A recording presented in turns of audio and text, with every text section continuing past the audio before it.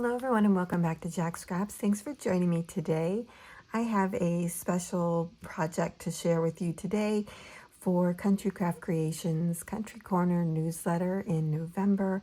I created some fabulous things to help us out for December daily, and I even created a new gift guide for Country Craft Creations. I'm really proud of it. I hope that you are subscribed to the newsletter and that you are checking it out. And if you're not, I'll leave a link down below where you can go and pick up the November newsletter as well as any past newsletter that you may have missed out on, so that you can check it out and see what's going on there.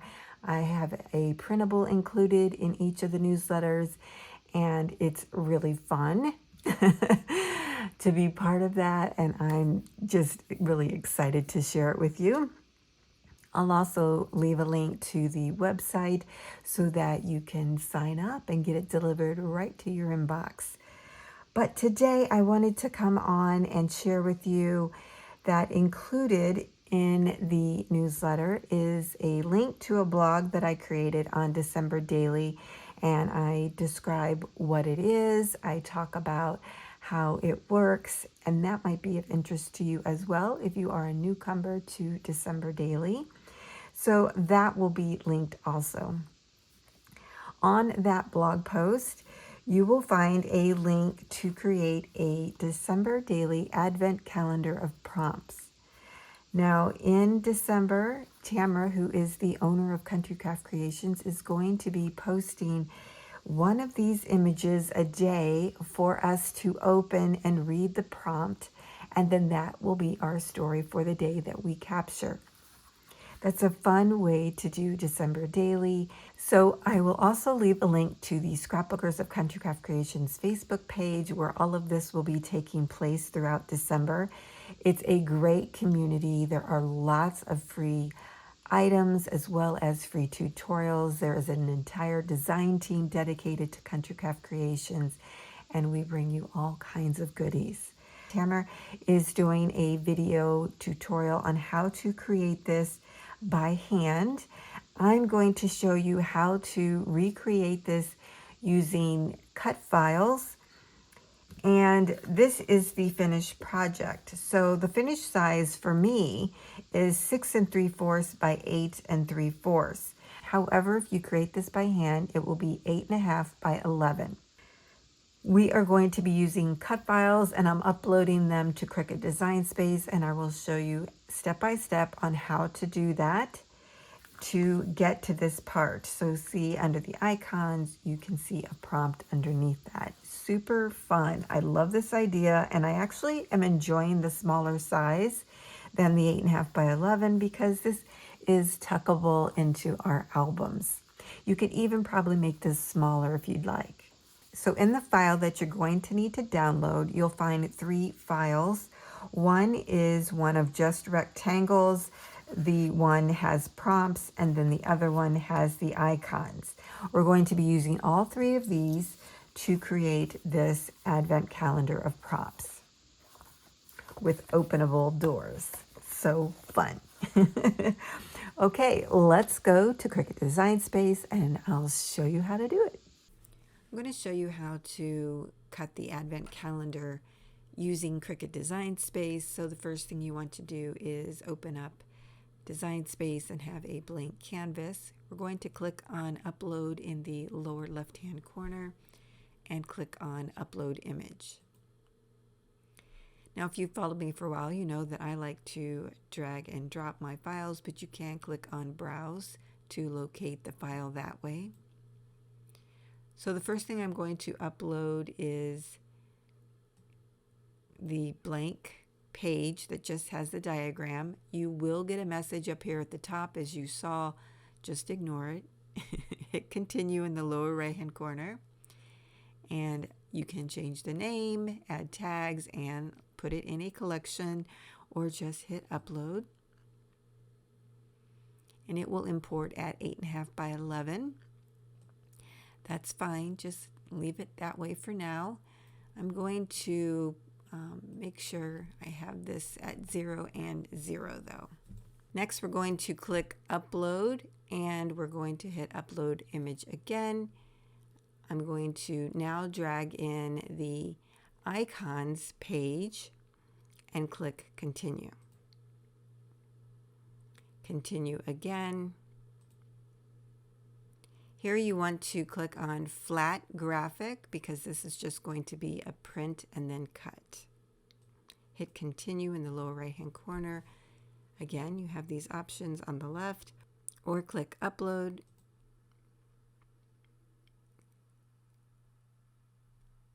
So that imports at a large size because that is a PNG file. I'm going to go ahead and resize this to be 8.5 by 11 up here at the top.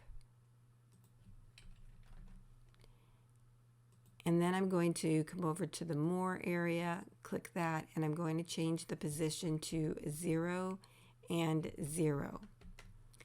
So now both of my images that I've uploaded are at 0 and 0. The next thing we want to do is click Upload again, Upload Image. We're going to bring in the prompts page and hit Continue. Continue once more. Here again, you want to click on Flat Graphic and hit Continue. You can do any of these options and then click Upload.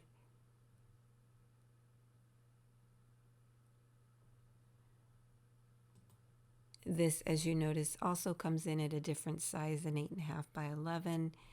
Again, it's a PNG file, that's why.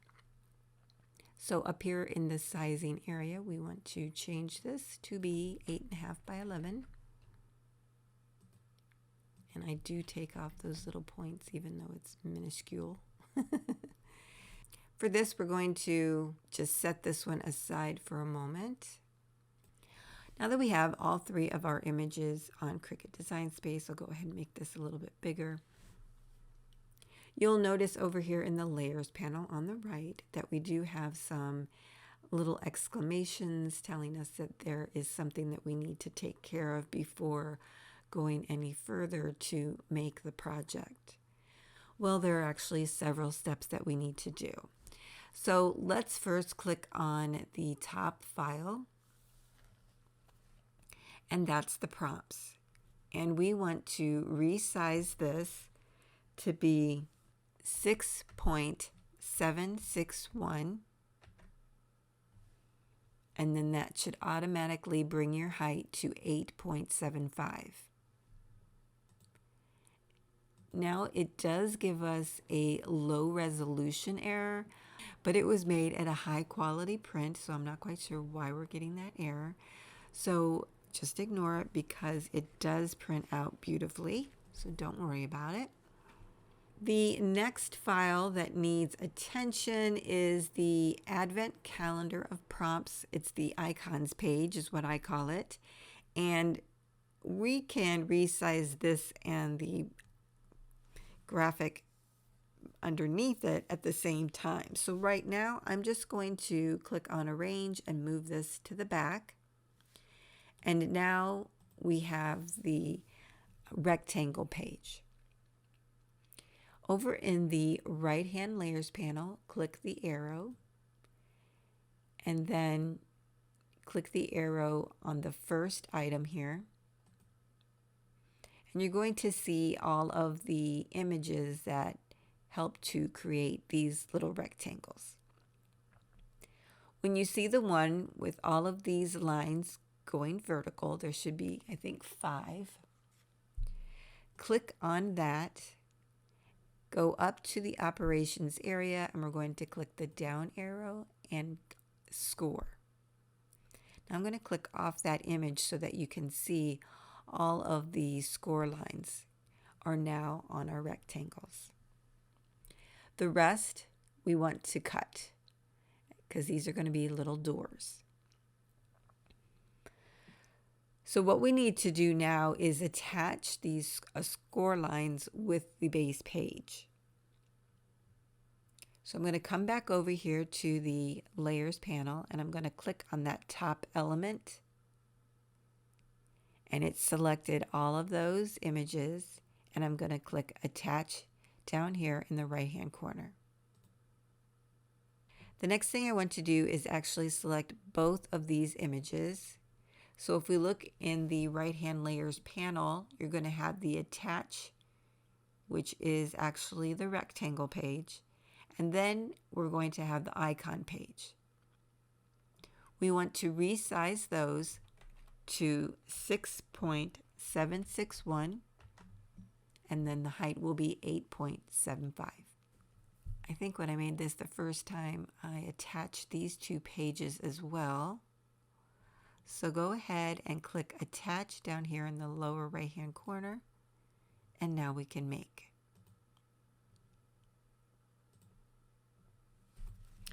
It will ask you to save the first time around.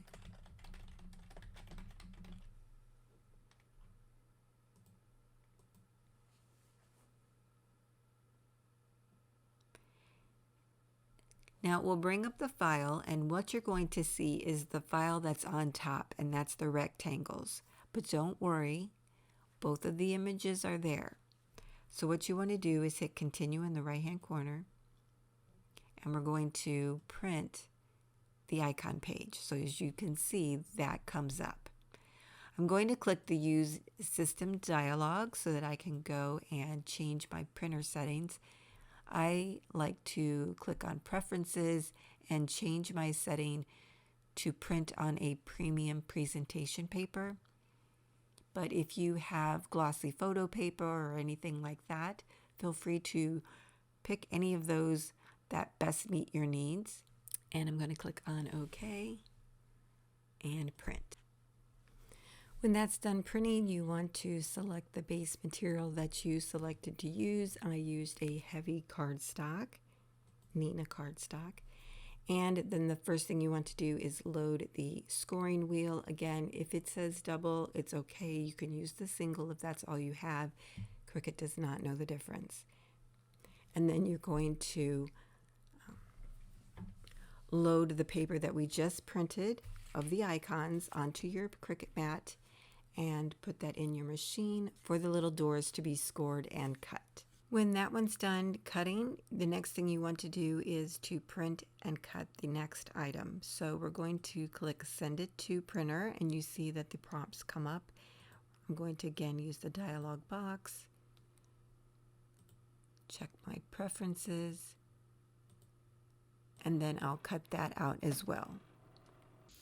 Okay, I am back to the table, and I have print and cut out both of the items that we need. Now we're going to attach these two together.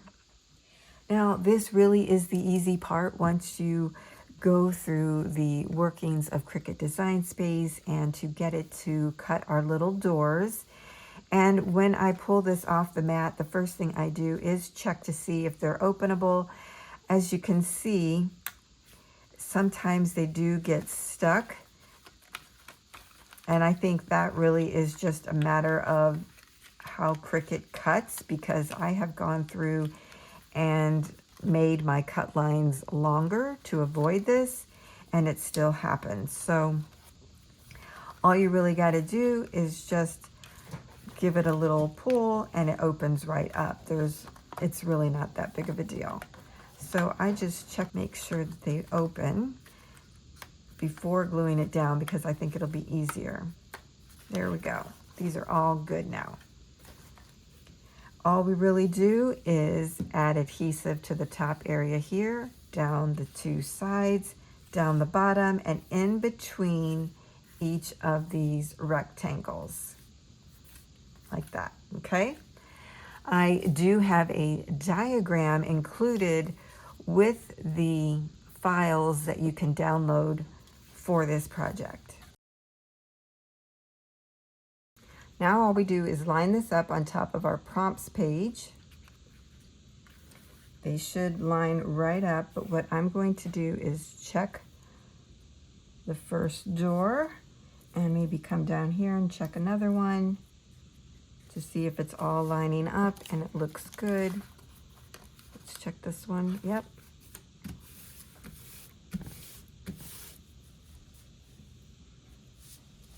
and then just give it a good burnish. And that is all there is to it. Easy peasy. I love this project. I'm really kind of excited about doing another one because it was that much fun. So if you'll be joining us for the daily December Advent Calendar prompt, that is in Scrapbookers of Country Craft Creations. Like I mentioned, Tamra will post one image a day, and that will be your day's prompt to inspire stories as well as photo taking. And in addition, you can use this as well as telling other stories throughout the day. I also created a December story log for you, for those that like to keep track of little things that happen throughout the day and maybe write about them at another time. So what you have for this story log is 1 through 31. It has an area for today's highlight. There are 3 lines. Then story written, a little checkbox for when you write the story, and then photos taken and added. So photos is like you might jot down something funny that happened, and if you caught it on photos, you can say taken. And then when you go to write your story, maybe at a later time, you can check off that you wrote the story and that you added the photos, just as a little reminder. So this is a great little keepsake if you want to keep track of stories that happen throughout the month of December. And actually it could be used any time of the year. So that is available, as well as the December Advent Calendar of prompts. I hope you will join us. It's going to be lots of fun and a great way to document your December. Thanks for joining me today, everyone, and I'll see you next time.